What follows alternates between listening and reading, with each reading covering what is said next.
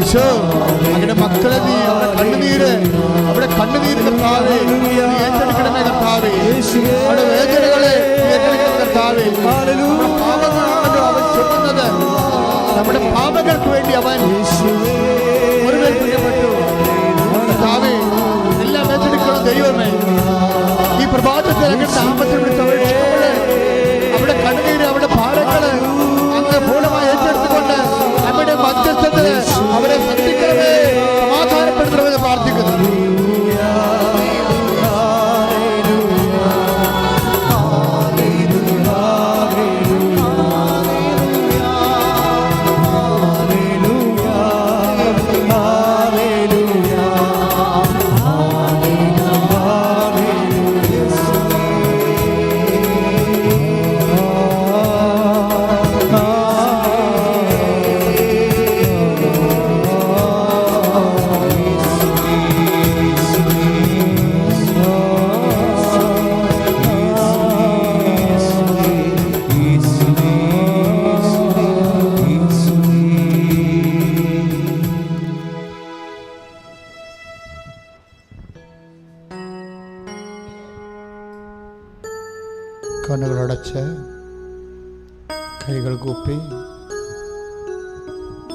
കണ്ണുകളടച്ച് കൈകൾ കൂപ്പി മൗനമായി കർത്താവിൻ്റെ സാന്നിധ്യം അനുഭവിക്കുക. ഈശോ തൻ്റെ വലതുകരം പൂപോലെ മൃദുവായും മഞ്ഞുപോലെ വെളുത്തതുമായ അവിടുത്തെ വലതുകരത്താൽ നമ്മളെ സ്പർശിക്കുന്ന സമയമാണ്. കർത്താവേ, ഞങ്ങളുടെ പാപങ്ങളാണ് നീ ഏറ്റെടുത്തത്. ഞങ്ങളുടെ പാപങ്ങൾക്ക് വേണ്ടി നീ ക്ഷതമേൽപ്പിക്കപ്പെട്ടു. എല്ലാം ഏറ്റെടുക്കുന്ന ദൈവമേ, നിന്നെ ആരാധിക്കുന്ന സ്വർഗീയമായ നിമിഷങ്ങളിലെ ഇവിടെയുള്ള മുഴുവൻ മനുഷ്യരുടെ കണ്ണുനീരിനെ, രോഗത്തെ, ഭാരത്തെ നീ ഏറ്റെടുത്തതിന് നന്ദി പറയുന്നു. അങ്ങയുടെ അമ്മ പ്രത്യക്ഷപ്പെട്ട വിശുദ്ധമായ അൾത്താരയിലെ സമയ ഘടികാരം നെഞ്ചി ചാർത്തിക്കൊണ്ട് ദുരന്തമുണ്ടാകാൻ പോകുന്നു പ്രാർത്ഥിക്കണമെന്ന് ലോകത്തോട് ആവശ്യപ്പെട്ട സ്വർഗം ചുംബിച്ച ഈ വിശുദ്ധ മണ്ണിലെ അമ്മയുടെ കൂടെ ചേർന്നുകൊണ്ട് ഞങ്ങൾ അങ്ങയോട് മധ്യസ്ഥം യാചിക്കുകയാണ്. ആയിരക്കണക്കിന് മനുഷ്യരാണ് ഉടമ്പടി എടുത്ത് പോയിരിക്കുന്നത്. ഇന്ന് ഉടമ്പടി എടുക്കാൻ വന്നിരിക്കുന്നതും പൊടിതുക്കാൻ വന്നിരിക്കുന്നതുമായ എല്ലാവരുടെയും മേലും അമ്മയുടെ നിലമേലെങ്കിൽ അവരെ സംരക്ഷിച്ചുകൊണ്ട് കണ്ണീരിൻ്റെ കാലത്ത് അവരെ സാന്ത്വനപ്പെടുത്തിക്കൊണ്ട് നിൻ്റെ പുത്രൻ്റെ മേൽ ഫലമേൽപ്പിക്കണമേ. നിൻ്റെ പുത്രൻ്റെ നാമത്തെ മഹത്വപ്പെടുത്തണമേ. ആബാ പിതാവേ, ഞങ്ങൾ അമ്മയുടെ മധ്യസ്ഥത്തിൽ യേശുനാമത്തിൽ പ്രാർത്ഥിക്കുന്നു. അങ്ങയുടെ വിശുദ്ധ വചനത്തെ അങ്ങ് മഹത്വപ്പെടുത്തണമേ. അങ്ങയുടെ പരിശുദ്ധ അമ്മയുടെ മധ്യസ്ഥതയെ അങ്ങ് മഹത്വപ്പെടുത്തണമേ. ഞങ്ങളുടെ ഏകപുത്രനായ യേശുക്രിസ്തുവിന്റെ നാമത്തെ അങ്ങ് മഹത്വപ്പെടുത്തണമേ. ഞങ്ങളെല്ലാവരെയും സാക്ഷികളാക്കണമേ. ഞങ്ങളുടെ പ്രവർത്തനങ്ങളിൽ കർത്താവേ നീ ചേർന്ന് പ്രവർത്തിച്ചുകൊണ്ട് മർക്കോസിൻ്റെ 16:20 അനുസരിച്ചുകൊണ്ട് ഞങ്ങളോട് ചേർന്ന് പ്രവർത്തിച്ചുകൊണ്ട് ഞങ്ങളുടെ പ്രവർത്തനങ്ങളെ അങ്ങ് അടയാളങ്ങൾ കൊണ്ട് സ്ഥിരീകരിക്കണമേ. യേശുവേ സ്തോത്രം, യേശുവേ നന്ദി, യേശുവേ ആരാധന. ഹല്ലേലൂയ.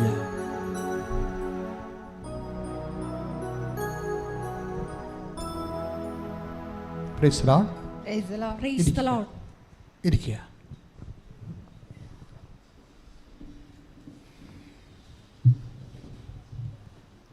എൻ്റെ പ്രിയപ്പെട്ടവരെ,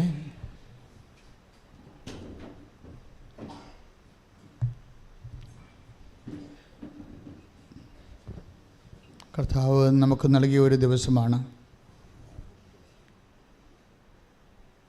ഒരു വലിയ ബോധത്തോടു കൂടി നമുക്ക് കർത്താവിൻ്റെ വചനങ്ങൾ കേൾക്കാം. കർത്താവിൻ്റെ വചനങ്ങൾ കേൾക്കണമെങ്കിൽ പരിശുദ്ധാത്മാവിൻ്റെ പ്രത്യേകമായ ഒരു ആവാസവും അഭിഷേകവും ഉണ്ടാകണം. പ്രാർത്ഥിക്കുക. കർത്താവേ, കർത്താവേ, അങ്ങയുടെ ദാനവും വാഗ്ദാനവുമായ പരിശുദ്ധാത്മാവിനാൽ എൻ്റെ ഹൃദയത്തെ ജ്വലിപ്പിച്ചുകൊണ്ട് അങ്ങയുടെ വചനം സ്വീകരിക്കാനും അത് നിവർത്തിയാക്കാനും സ്വർഗത്തിന്റെ സാക്ഷിയാകാനും എന്നെ ഉപകരണമാക്കണമേ. എപ്പോഴും നമ്മൾ ശ്രദ്ധിക്കേണ്ട ഒരു കാര്യം, ഇതെല്ലാം വർക്ക് ചെയ്യുമ്പോൾ നിങ്ങളിവിടെ വെളിച്ചം കാണുന്നു അല്ലേ? അച്ഛനെ കാണാമല്ലോ. ഇപ്പോൾ ഇവിടെ നല്ല പൂ പോലെ വെളിച്ചമാണ്. പിന്നെ നിങ്ങൾ കാറ്റ് ഏൽക്കുന്നു. ഈ ചൂടിന് അതൊരു സാന്ത്വനമാണ് അല്ലേ? പിന്നെ നിങ്ങൾ ശബ്ദം കേൾക്കുന്നു. അപ്പോൾ ചെറിയ സ്വരത്തിലാണ് ഞാൻ സംസാരിക്കണമെന്നുണ്ടെങ്കിലും നിങ്ങൾ വലിയ സ്വരത്തിൽ അത് കേൾക്കുന്നു. അപ്പം ശബ്ദം, വെളിച്ചം, കാറ്റ് ഇതെല്ലാം നമുക്ക് അനുഭവിക്കുന്നു. നമ്മുടെ അനുഭവ രോഗമാണിത്. പക്ഷേ ഇതിൻ്റെയൊക്കെ എല്ലാം ഒരു ഡ്രൈവിംഗ് ഫോഴ്സ് എന്ന് പറയുന്നത് എന്താ? ചാലകശക്തി. എന്താണത്? കറണ്ടാണ്. കറണ്ടില്ലെങ്കിൽ എല്ലാം പോകും അല്ലേ? ഏതാണ്ട് ഇതുപോലെയാണ് എല്ലാ ദൈവിക ഇടപെടലിൻ്റെയും കറണ്ടെന്ന് പറയണത് പരിശുദ്ധാത്മാവാണ്. എല്ലാ ദൈവിക ഇടപെടലിൻ്റെയും കറണ്ട്, ശക്തി പരിശുദ്ധാത്മാവാണ്. പരിശുദ്ധാത്മാവിനെ തന്നെ ഇപ്പം നമ്മൾ ഉടമ്പടി എടുക്കുമ്പോഴും അത് ഹെവി ഡ്യൂട്ടി ആയിട്ടുള്ള കാര്യങ്ങളാണ് ഉടമ്പടിയിലൂടെ നടക്കുന്നത്. ഹെവി ഡ്യൂട്ടി എന്ന് വെച്ച് കഴിഞ്ഞാൽ പുറത്ത് നടക്കാൻ, സാധാരണഗതിയിൽ നടക്കാൻ ബുദ്ധിമുട്ടുള്ള കാര്യങ്ങളാണ് ഹെവി ഡ്യൂട്ടി എന്ന് പറയുന്നത്. അതാണ് ഉടമ്പടിയുടെ സ്പേസ് എന്ന് പറയുന്നത്. സാധാരണ കാര്യങ്ങളൊക്കെ നൊവേന, അതുപോലെ മറ്റു തരത്തിലുള്ള ഒത്തിരി പ്രാർത്ഥനകളില്ലേ നമുക്ക്, അതുകൊണ്ടും നടക്കും. പക്ഷേ അതെല്ലാം ചൊല്ലണ പ്രാർത്ഥനകളാണ് അല്ലേ? ചൊല്ലുന്ന പ്രാർത്ഥനകളാണ്. ഉടമ്പടി ചൊല്ലുന്ന പ്രാർത്ഥനയല്ല. പിന്നെന്ത് പ്രാർത്ഥനയാണ്? ചെയ്യുന്ന പ്രാർത്ഥനയാണ്. അതാണ് വിഷയം. അതുകൊണ്ടാണ് ഹെവി ഡ്യൂട്ടി ആകുന്നത്. കഴിഞ്ഞ ദിവസങ്ങളിലെ ഒരു ചേച്ചി സാക്ഷ്യം പറഞ്ഞു, വയനാട് നിന്ന്. അവരുടെ വിഷയം എന്ന് വെച്ച് കഴിഞ്ഞാൽ അവരുടെ 6 കൊല്ലമായിട്ട് ഇവരുടെ മകൻ, അതിന് 6-7 വയസ്സുണ്ട്. ഈ മകൻ ഒരു പ്രത്യേക രോഗമാണ്. എന്താണ്? പെട്ടെന്ന് തെറിച്ച് പോയി വീഴും താഴെ. പെട്ടെന്ന് തെറിച്ച് പോകും. നിൽക്കണ നിപ്പിൽ ഇങ്ങനെ കറക്റ്റടിക്കണ പോലെ തെറിച്ച് പോയി വീണ് തലയൊക്കെ പൊട്ടിക്കഴിയുമ്പോൾ 3-4 സ്റ്റിച്ചൊക്കെ തലക്കുണ്ടാകും. തലകുത്തിയാണ് വീഴുന്നത്. ഇതൊരു പ്രത്യേക എപ്പിലെപ്സി തന്നെയാണ് സംഭവം. നമ്മൾ പറയുന്ന അപസ്മാരം തന്നെയാണ്. പക്ഷേ വേറൊരു സാധനം പറയും, കറക്റ്റടിക്കുന്ന പോലെ തെറിച്ച് പോയിട്ട് ആളവിടെ തന്നെ വീണ് കഴിഞ്ഞാൽ പിന്നെ ബോധം ഉണ്ടാകത്തില്ല. പക്ഷേ തലയൊക്കെ പൊട്ടി ചോര ഒലിക്കും. അപ്പോൾ ഇത് ഇവർ ട്രീറ്റ്മെൻറ്റിലാണ്. അപ്പോൾ ഡോക്ടർ പറയണത് 6 കൊല്ലമായിട്ട് ട്രീറ്റ്മെൻറ്റിലാണ്. ന്യൂറോ സർജന്മാരുടെ, വളരെ സ്പെഷ്യലൈസ്ഡ് ആയിട്ടുള്ള സർജന്മാരുടെ ട്രീറ്റ്മെൻറ്റിലാണ്. പക്ഷേ ആശുപത്രിയിൽ ഞാൻ പറയണില്ല, അത് ശരിയല്ലല്ലോ. പക്ഷേ അവർ പറയണത്, ഇവരോട് പറഞ്ഞത് ഇതാണ്, സഹോദരി ഇതിൻ്റെ അകത്തുള്ള വിഷയത്തിലേ ഉള്ളൂ, ഇവൻ്റെ ഇ ജി ഒന്ന് ഓക്കെ ആണെങ്കിൽ നമുക്ക് ഇത് ഓപ്പറേഷൻ ചെയ്ത് പരിഹരിക്കാം, അല്ലെങ്കിൽ പരിഹരിക്കാൻ പറ്റത്തില്ല. ഈ കഴിഞ്ഞ 6 കൊല്ലത്തിനുള്ളിൽ 17 ടെസ്റ്റുകൾ നടത്തും. ഞാനിപ്പോൾ എന്താ എക്സ്പ്ലെയിൻ ചെയ്യാൻ നിങ്ങൾക്കറിയാവോ? ഉടമ്പടി ഹെവി ഡ്യൂട്ടി എടുക്കുന്ന പ്രാർത്ഥനയാണെന്ന് പറയാനാണ് ഞാൻ ഈ എക്സാമ്പിൾ പറയണത്. അതായത് ഈ 6 വർഷം കൊണ്ട് 17 ടെസ്റ്റ് ഇ ജി എടുക്കും ബ്രെയിൻ്റെ. ഇന്ന് വരെ ഒരു ടെസ്റ്റും ഓക്കെ ആയിട്ടില്ല. പക്ഷെ അങ്ങനെ വരുമ്പോൾ അവസാനം എന്താ വെച്ചാൽ ഒരു ഓപ്പറേഷൻ നിശ്ചയിക്കുക. അവസാനം ഒരു മാർഗ്ഗം, വേറെ ഒന്നും ഇല്ല, ഓപ്ഷനില്ല. പക്ഷേ അതിൻ്റെ സെക്കൻഡ് ഓപ്ഷൻ വേറെ ഹോസ്പിറ്റലിൽ പോയി അതേ ഡോക്ടർമാരോട്, അത്തരം സ്പെഷ്യലൈസേഷൻ ഡോക്ടർമാരോട് ചോദിക്കുമ്പോൾ അവർ പറയും ഓപ്പറേഷൻ ഓക്കെ, പക്ഷേ കൊച്ചു തളർന്നു പോകാനും സാധ്യതയുണ്ട്. ഓപ്പറേഷൻ കഴിയും, ബ്രെയിനല്ലേ വെട്ടിപ്പൊളന്ന് നോക്കണത്. അത് അപ്പോൾ ഓപ്പറേഷൻ ഓക്കെ, അതേ ഒരു മാർഗ്ഗമുള്ളൂ. പക്ഷേ അതൊരു ലാസ്റ്റ് ഓപ്ഷനാണ്. ചിലപ്പോൾ കാഷ്വാലിറ്റി ഉണ്ടാവും, ചിലപ്പോഴത് തളർന്നു പോകാനും സാധ്യതയുണ്ട്. അപ്പോൾ ഇവർ വിഷമവൃത്തത്തിലാകും. അപ്പോൾ എന്നാ ചെയ്യണമെന്ന് വെച്ച് കഴിഞ്ഞാൽ ഇത് ഇങ്ങനെ ഇരിക്കുമ്പോൾ അവരുടെ കൂട്ടുകാരത്തി കൃപാസനത്തിൻ്റെ ഒരു മിറക്കിളിൻ്റെ ഒരു ലിങ്ക് ഇവർക്ക് ഷെയർ ചെയ്യും. അതാണ് ഷെയർ ചെയ്യുമ്പോൾ ഉണ്ടാകുന്ന ഗുണം. അതാണ് ഞാൻ നിങ്ങളോട് പറയത്തില്ലേ, ഈ ധ്യാനം കൂടിക്കൊണ്ടിരിക്കുമ്പോൾ തന്നെ പുറത്ത് ഓൺലൈനിൽ കൂടുന്നവർ ശ്രദ്ധിക്കുക, അല്ലെങ്കിൽ നിങ്ങൾ തന്നെ കൂടുമ്പോൾ അതപ്പം തന്നെ പ്രാർത്ഥിച്ച് ഷെയർ ചെയ്യണം. ആരുമൊക്കെ ചിലപ്പോൾ നിങ്ങളെക്കൊണ്ട് ദൈവം ഉദ്ദേശിക്കുന്നത് അതായിരിക്കും. കാര്യം നിങ്ങളുടെ കാര്യം ദൈവം ഏറ്റെടുക്കുമ്പോഴാണല്ലോ നിങ്ങളെ ഇങ്ങോട്ട് വിളിക്കണത്. അല്ലെങ്കിൽ വിളിക്കത്തില്ലല്ലോ, വിളിച്ച് കളിയാക്കി വിടുവോ ദൈവം? അല്ലെങ്കിൽ അത് അത്രയും ചിന്തിച്ചാൽ മതി. നിങ്ങളെ ഈ മണ്ണിലെ അമ്മ പ്രത്യക്ഷപ്പെട്ട് 10,000 സാക്ഷ്യം പറഞ്ഞിട്ടുള്ള, കുറഞ്ഞ കാലം കൊണ്ട് സാക്ഷ്യം പറഞ്ഞിട്ടുള്ള ഈ മണ്ണിലേക്ക് ദൈവം നിങ്ങളെ വിളിച്ചുവെന്ന് കേൾക്കുമ്പോൾ തന്നെ ഓർക്കുക, നിങ്ങളുടെ കാര്യത്തിൽ ദൈവം ഒരു തീരുമാനം എടുത്തു കഴിഞ്ഞു. നിങ്ങൾ പറയരുത് ഞങ്ങളെ ഇങ്ങനെ വിളിച്ചുകൊണ്ട് വന്നതാണ്, ആൻറ്റി വിളിച്ചിട്ട് വന്നതാണ്, അല്ലെങ്കിൽ അയൽവാസി വിളിച്ചിട്ട് വന്നതാണെന്നല്ല. അങ്ങനെ ഒന്നുമില്ല. അവരൊക്കെ നിമിത്തങ്ങളാണ്. ദൈവമാണ് നിങ്ങളെ വിളിച്ചിരിക്കുന്നത്. നിങ്ങൾ ദൈവം വിളിച്ചിട്ടുണ്ടെങ്കിൽ ഇപ്പം തന്നെ ഉറപ്പാക്കാം ഈ വിഷയത്തിൽ തീരുമാനമായെന്ന്. നിങ്ങൾ ചെയ്യാൻ പോകുന്ന എല്ലാ വിഷയത്തിൻ്റെ മേലും തീരുമാനം എടുത്തു കഴിഞ്ഞു. നിങ്ങൾക്ക് ഇന്നല്ലെങ്കിൽ നാളെ വന്ന് സാക്ഷ്യം പറയാൻ ദൈവം അനുവദിക്കും.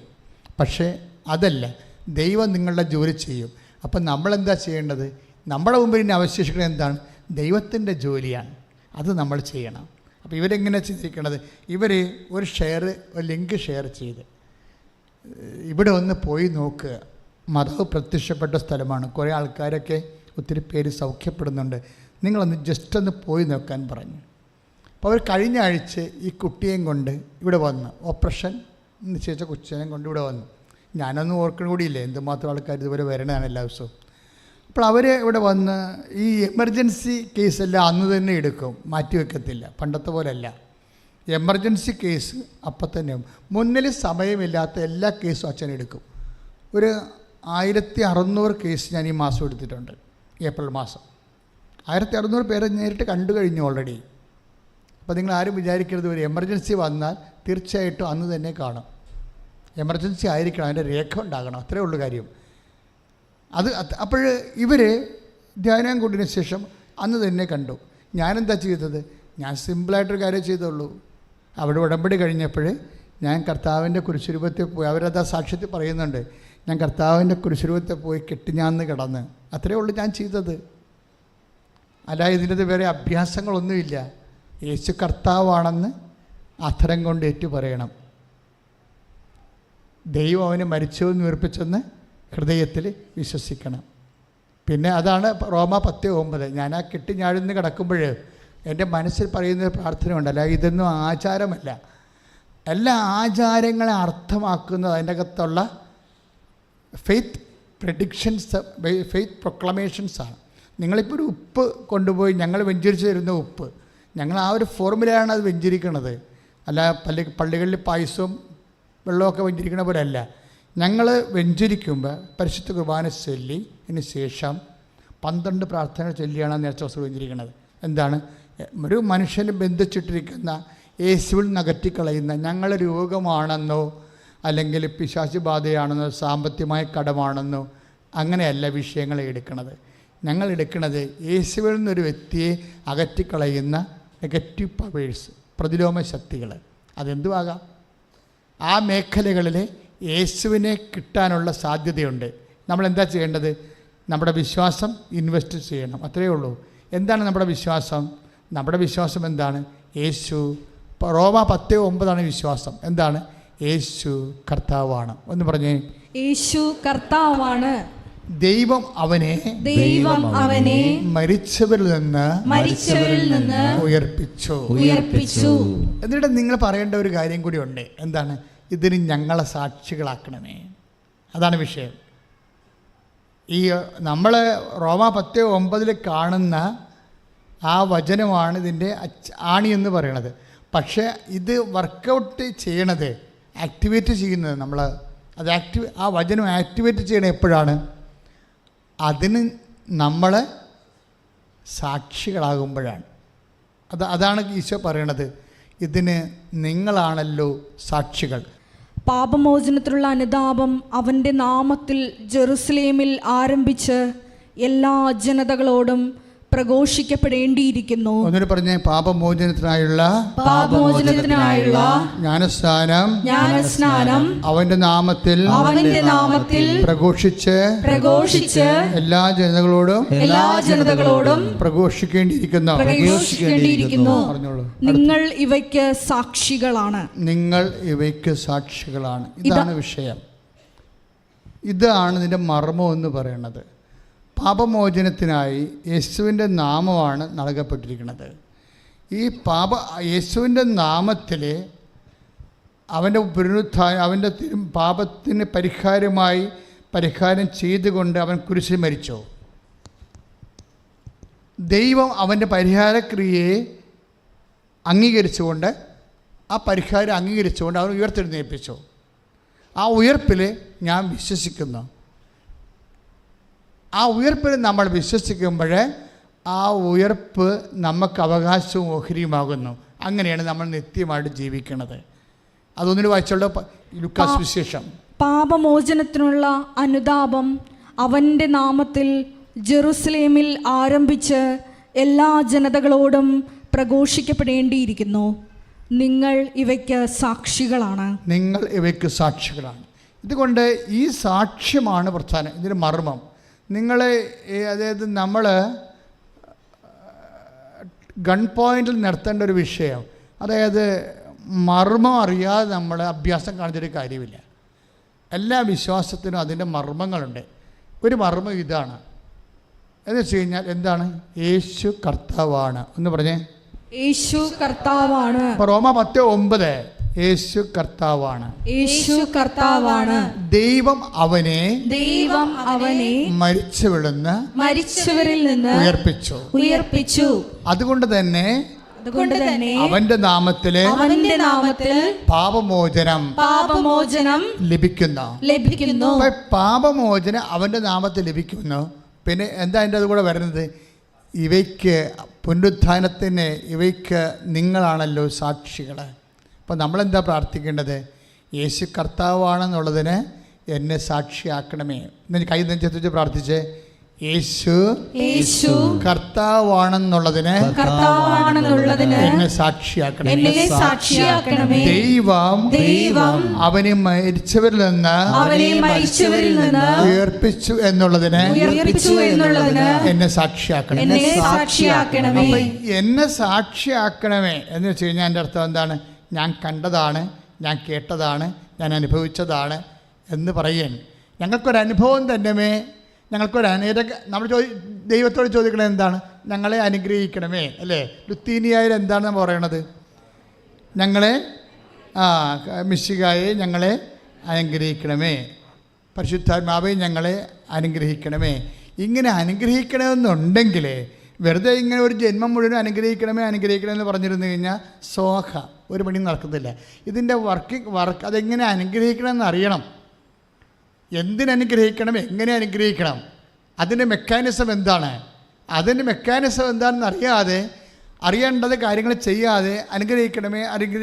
ഈശോ കറണ്ട് വന്നില്ലല്ലോ, എപ്പോൾ വരുമോ, KCB സമരമാണോ എന്നൊക്കെ പറഞ്ഞപ്പോൾ ഏതും പിറക്കും പിച്ചിമ്പയും പറഞ്ഞിരിക്കുന്നവർക്ക് പറയേണ്ടത് 2 ചെമ്പരത്തിപ്പൂ കൂടി വെച്ചുകൊണ്ടിരുന്നാൽ മതി, വേറെ കാര്യങ്ങളൊന്നുമില്ല. പക്ഷേ ഇതിൻ്റെ പ്രശ്നം എന്ന് പറയണത്, നിങ്ങളെ അനുഗ്രഹിക്കണമെന്ന് ചോദിക്കുമ്പോൾ നിങ്ങൾക്കറിയാമല്ലോ അനുഗ്രഹത്തിൻ്റെയൊക്കെ പ്രത്യേകത എന്താണ്? പ്രഭാഷകനിലൊക്കെ നമ്മൾ വായിക്കുന്നില്ലേ, പ്രഭാഷകൻ അപ്പോൾ 33:17 പ്രഭാഷകൻ 33:17 എന്താ പറയണത്? കർത്താവ് എന്നെ അനുഗ്രഹിച്ചു. ഞാൻ കുറേ ബാക്കിലായിരുന്നു, കർത്താവ് എന്നെ അനുഗ്രഹിച്ചു, അതുകൊണ്ട് എന്ത് പറ്റി? ഞാൻ മുമ്പിലെത്തിയെന്ന്. Praise the Lord. അതിൻ്റെ ഈ സാക്ഷ്യം മുഴുവൻ പറയണത് കർത്താവിൻ്റെ വചനം അതല്ലേ. ഞാൻ കുറേ ബാക്കിലായിരുന്നു, എൻ്റെ റാങ്കിൽ ഞാൻ ബാക്കിലായിരുന്നു, എൻ്റെ മൊഡ്യൂൾസിൻ്റെ അകത്ത് ഞാൻ ബാക്കിലായിരുന്നു, എനിക്ക് സ്പീക്കിംഗ് കിട്ടിയില്ല, സ്പീക്കിംഗ് എനിക്ക് പറഞ്ഞിട്ട് ഒക്കണില്ല, എനിക്ക് ഭയങ്കര വിറയലാണ് പറയുമ്പോൾ, എനിക്ക് റീഡിങ് ശരിയാകുന്നില്ല, പറയുമ്പോൾ തപ്പിപ്പോകുന്നു, ഞാൻ ബാക്കിലാണ്. അനുഗ്രഹം നമ്മളെ മുമ്പിലാക്കും. ഒന്ന് പറഞ്ഞേ, അനുഗ്രഹം നമ്മളെ മുൻപിലാക്കും. അതാ സംഭവം. അപ്പം നീ പുറകിൽ കിടക്കുന്ന ആളാണെന്ന് വിചാരിച്ചോ?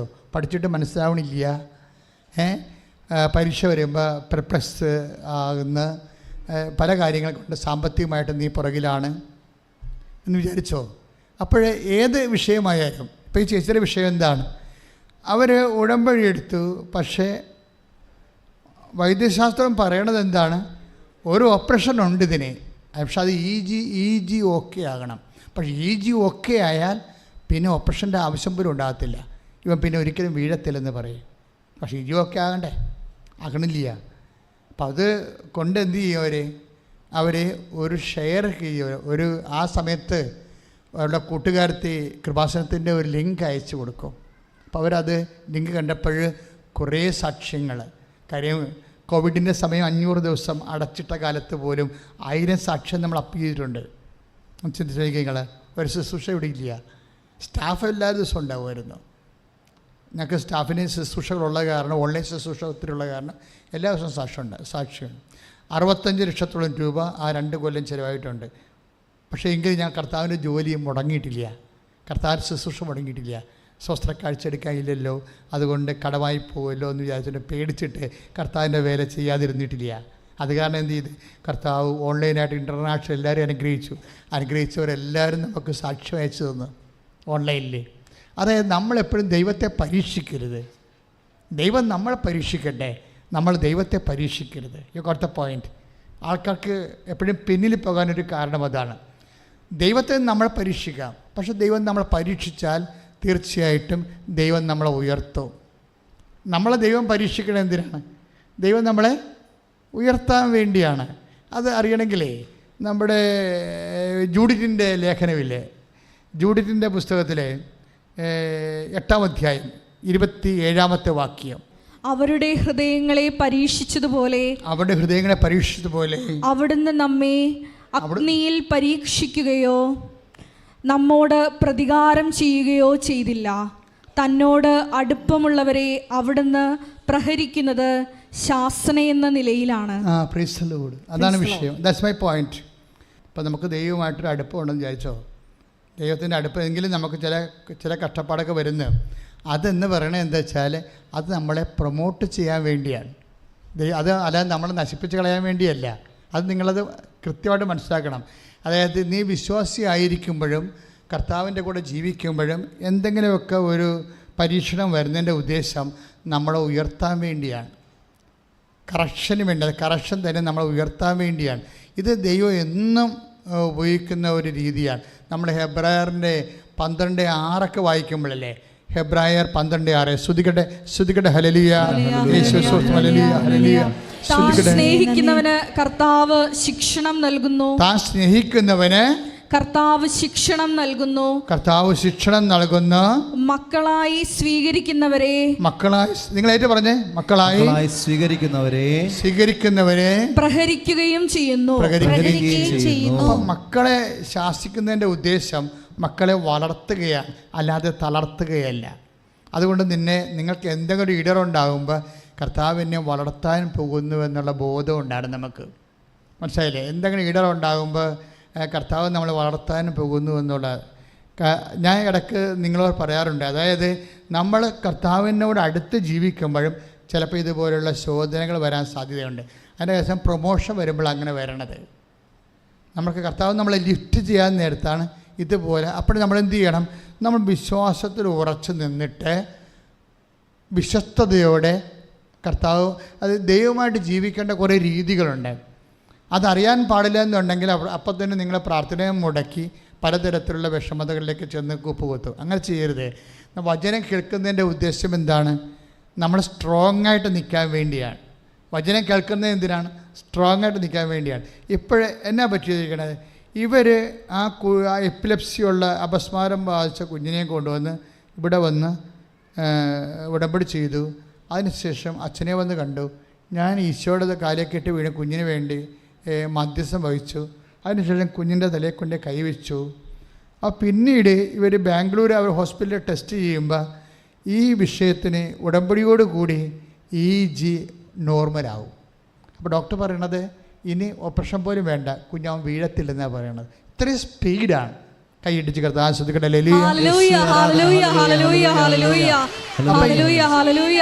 ഇന്ന കാര്യമൊന്നുമില്ല. നിങ്ങൾ ദൈവത്തിൻ്റെ തിരുസേന വരുമ്പോൾ നിങ്ങൾ പറയരുത്, ഓ ഇത് ഹെവി ആണല്ലോ, എൻ്റെ കാര്യം ഭയങ്കര ഹെവിയാണ് എന്ന് പറയുമ്പോൾ നിൻ്റെ മനസ്സിലിരുന്നുണ്ട് പിശാച് പറയുന്നുണ്ട് ഇത് ദൈവത്തിന് പോലും ചെയ്യാൻ പറ്റുമോയെന്ന് അറിയത്തില്ലെന്ന്. കാര്യം എന്താ?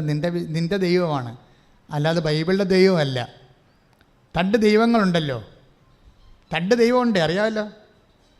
ഏകദൈവമല്ല, രണ്ട് ദൈവമുണ്ട്. ഒരു ദൈവം എന്ന് പറയുന്നത് ബൈബിളിലെ സത്യദൈവം, പിന്നെ നീ കൊണ്ടു നടക്കണ നിൻ്റെ ഉള്ളിലുള്ള കള്ളദൈവം. എന്താ കാര്യം? നീ കള്ളദൈവം എന്ന് പറയുന്നത് പ്രശ്നം വെച്ചാൽ പല ആൾക്കാർക്ക് ഒരു പ്രശ്നം വന്നു. ഇപ്പോൾ 22 പ്രാവശ്യം 22 പേപ്പർ കിട്ടാറുണ്ട് ബിടെക്കിൻ്റെ. അപ്പോൾ അവൾ ഇവിടെ വന്ന് ആ കാൻഡിഡേറ്റ് അവൾക്ക് ഇനി പഠിക്കാൻ ഉദ്ദേശമില്ല, പേരൊന്നും പറയണില്ല, അതായത് അവർക്കിനി പഠിക്കാൻ ഉദ്ദേശമില്ല. കാര്യം എന്താണ്? പഠിത്തം അവരെ തോൽപ്പിച്ചിരിക്കുക. പഠിത്തം അവരെ തോൽപ്പിച്ചു. നമ്മളല്ലേ ശരിക്കും പറഞ്ഞാൽ പഠനത്തെ നമ്മളല്ലേ തോൽപ്പിക്കേണ്ടത്, നമ്മളല്ലേ ജയിക്കേണ്ടത്. തിരിച്ച് സംഭവിച്ചു. പഠിത്തം അവളെ തോൽപ്പിച്ചിരിക്കുക. എന്താ കാര്യം? അവർ പഠിക്കണ കാലത്ത് മുഴുവൻ ഹാരി പോട്ടറാണ് വായിച്ചുകൊണ്ടിരുന്നത്. ഹാരി പോട്ടറിൻ്റെ വിസ്മയകരമായ കുറേ തരം സറ്റാനിക് അട്രാക്ഷനുള്ള കഥകളൊക്കെ കൊണ്ടുവന്നിട്ട് ഫിക്ഷൻസൊക്കെ കാരണം ആകപ്പാടെ ഇവളുടെ ബ്രെയിൻ മുഴുവൻ ഹൈജാക്കായിപ്പോയി. അതാണ് ഈ പ്രശ്നം. ഈ ബ്രെയിൻ ഹൈജാക്ക് ചെയ്യാതിരിക്കാൻ വേണ്ടി പ്രത്യേകം ശ്രദ്ധിക്കണം. നിങ്ങൾ ഇടയ്ക്കൊക്കെ പഠിക്കുന്ന പിള്ളേരായാലും ജോലി ചെയ്യണ ഉദ്യോഗസ്ഥന്മാരായാലും തല കൈവച്ച് ഒന്ന് ഇടയ്ക്ക് വിശ്വാസപ്രമാണം ചില നല്ലതാണ്. തല കൈവച്ചിട്ടേ. കാര്യം ഇത് നമ്മളെ തോൽപ്പിക്കരുതല്ലോ. നമ്മൾ ജയിക്കാൻ ചെന്നിട്ട് അവിടുന്ന് തോറ്റു പോകണേ എങ്ങനെ ശരിയാണ്? ഇപ്പോൾ ഇതെല്ലാം കഴിഞ്ഞപ്പോൾ ഹാരി പോട്ടർ ജയിച്ച് അവൾ തോറ്റു, അവളുടെ ജീവിതം തോറ്റു. 22 പേപ്പർ കിട്ടാനുണ്ട്. ബിടെക്കിൻ്റെ 28 പേപ്പർ. അതുകൊണ്ട് ഇനി അത് എഴുതിയെടുക്കാൻ പറ്റും. അവളുടെ സ്റ്റാമിന പോയി, കലിബർ പോയി. അപ്പോൾ ഞാൻ പറഞ്ഞില്ലടി, യേശുവാണ് കർത്താവ്. എന്താ യേശുവാണ് കർത്താവ് എന്ന് പറയാൻ കാര്യം എന്താണ്? അപ്പം നിങ്ങളവർക്കും യേശുവാണ് കർത്താവ്, അതിനെന്താ പ്രശ്നം? അതിന് പ്രശ്നമുണ്ട്. എന്താ പ്രശ്നം? അതായത് 22 പേപ്പറിൻ്റെയും കർത്താവ് ആരാണ്? യേശുവാണ്. മനസ്സിലായില്ലേ? അപ്പോൾ യേശു കർത്താവാണെന്ന് പറയുമ്പോൾ തീർച്ചയായിട്ടും നമ്മൾക്കൊരു ഉയർത്തെഴുന്നേൽപ്പ് ഉറപ്പാണ്. ഇപ്പോൾ 22 ബിടെക്കിൻ്റെ പേപ്പറാണ് അല്ലേ. അവളുടെ എൻ്റെ അടുത്ത് കുട്ടി വരുമ്പോഴേ അവൾക്ക് കല്യാണം പോലും കഴിക്കണമെന്നൊരു നിർബന്ധമില്ലാത്ത ആളാണ്. കാര്യം അതിൻ്റെ ഒരു സെൻസ് പോലും ഹൈജാക്ക് ചെയ്യപ്പെട്ട് വിവാഹം വേണ്ട, ജീവിതം തന്നെ എന്തിനാണെന്നുള്ള ഒരു ഭ്രാന്തമായ ഒരവസ്ഥയാണ്. ഇത് ഈ ലോക അരൂപി അല്ലെങ്കിൽ ദുഷ്ടാരൂപി വന്നു കഴിഞ്ഞാലേ, അതാണ് നിങ്ങൾ ഈ വായിക്കുമ്പോഴൊക്കെ വളരെ ശ്രദ്ധിക്കണം. അതുപോലെ തന്നെ സൈറ്റ് സന്ദർശിക്കുമ്പോഴൊക്കെ ശ്രദ്ധിക്കണം. പെട്ടെന്ന് ഈ ദുഷ്ടാരൂപി ഇങ്ങോട്ട് കയറി വരും. അതായത് ദുഷ്ടാരൂപി എന്ന് പറഞ്ഞാൽ എന്താണ്? യേശു കർത്താവാണെന്ന് ഏറ്റുപറയാൻ നമ്മളെ പ്രാപ്തമാക്കാത്ത എല്ലാ അരൂപിയും ദുഷ്ടാരൂപിയോ ലോകാരൂപിയാണ്. അതെപ്പോഴും ശ്രദ്ധിക്കണം. ദുഷ്ടാരൂപി ലോകാരൂപി എന്നല്ല പറയേണ്ടത്. യേശുവിനെതിരായിട്ടുള്ള അന്തിക്രിസ്തുവാണ്, ആൻറ്റിക്രൈസ്റ്റാണ്. ആൻറ്റിക്രൈസ്റ്റ് ബൈബിളിലെ അന്ത്യകാലങ്ങൾ വരുന്നതാണ്. പക്ഷേ ആരുടെ അന്ത്യകാലമാണ്? നമ്മുടെ അന്ത്യകാലം. പറഞ്ഞാൽ മനസ്സിലായില്ലേ? ആൻറ്റിക്രൈസ്റ്റ് ബൈബിളിലെ അന്ത്യകാലങ്ങൾ വരുന്ന ആളാണ്. പക്ഷേ ആരുടെ അന്ത്യകാലമാണ്? നമ്മുടെ അന്ത്യകാലമാണ്. അതെപ്പോഴും ശ്രദ്ധിക്കണം. ക്രൈസ്റ്റിനെതിരായ അരൂപി എപ്പോൾ വന്നാലും, അതിൻ്റെ 16-ാം വയസ്സ് വന്നാലും അന്തിക്രിസ്തുവായി, നിൻ്റെ അന്ത്യമായി. ശ്രദ്ധിക്കട്ടെ. ആരാധന. ഹല്ലേലൂയ, ഹല്ലേലൂയ, ഹല്ലേലൂയ, യേശുവേ, ഹല്ലേലൂയ, യേശുവേ.